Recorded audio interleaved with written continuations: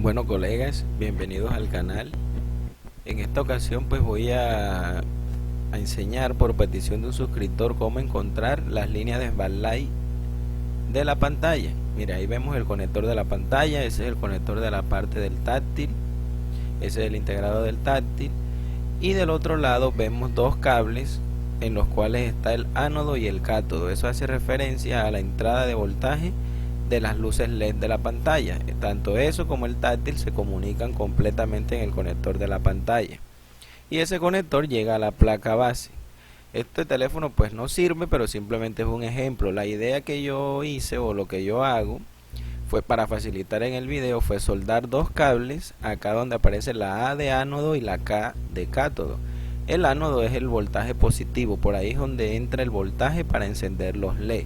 Recuerden que estas pantallas de backlight, o en español luz de fondo, no generan la luz ellas mismas, simplemente dan la imagen y necesitan una capa trasera que tiene muchos papeles y adentro tiene unas luces LED, las cuales encienden. Este teléfono tiene un convertidor de DC-DC que convierte los 4 voltios de la batería en 20, 30, a veces hasta 40 voltios para encender los LED, porque los LED vienen en serie, como las luces de los árboles de Navidad.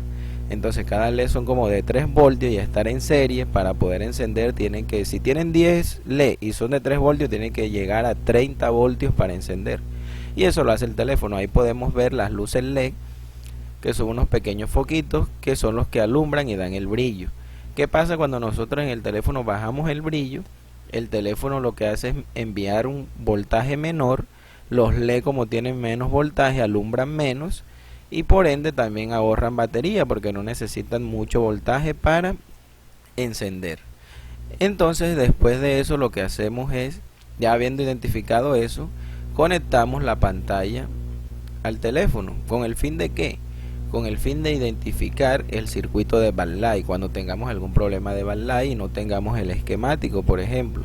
Entonces agarramos los cables soldados, y en este caso, por ejemplo, vamos a probar primero con el cable que tiene la letra A, que eso hace referencia al ánodo. Por ahí es donde entra el voltaje positivo, recuerden.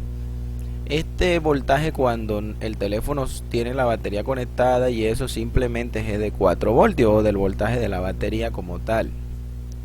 Cuando el teléfono enciende, tiene un convertidor DC-DC, o sea, de corriente directa a corriente directa, pero lo que hace es que tiene 4 voltios y lo eleva al voltaje que necesite los LEDs para encender. Entonces colocamos el multímetro en continuidad, agarramos el cable que ya soldamos en la letra A en la pantalla, que significa ánodo, y empezamos a tocar por toda la placa. Es algo muy tedioso, pero pues es la única manera de reconocer. Entonces ahí en un momento vamos tocando alrededor de varios integrados. Yo ya sé cuál es el integrado, pero por eso mido por esa zona de una vez. Ahí veo que la continuidad es 000.9, eso es continuidad. Quiere decir que la pantalla se comunica desde los LED hasta ese condensador, y el integrado que está en el medio tiene que ser el controlador de backlight o el driver de backlight de las luces de fondo. Igual ahora vamos a probar con el siguiente cable. El siguiente cable es el cátodo, y vamos a ver a dónde llega. Para saber dónde llega, lo mismo, medimos el teléfono por todas partes hasta que encontramos la continuidad. Pero obviamente si encontramos el ánodo, el cátodo también tiene que llegar a ese mismo circuito.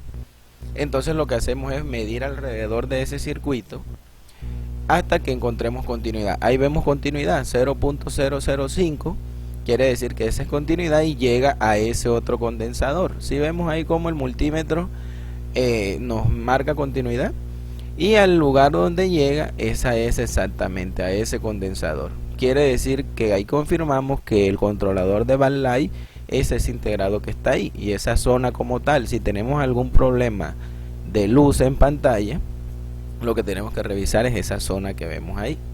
Ya, entonces eso en sí es lo que normalmente hacemos para identificar las líneas cuando no tenemos esquemático.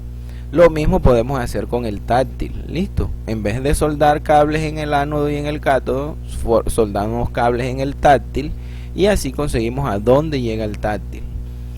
También podemos hacer es identificar, obviamente, pero en el conector propiamente donde llegan. Ahí, por ejemplo, vemos que tiene continuidad el cable con la primera patilla del conector.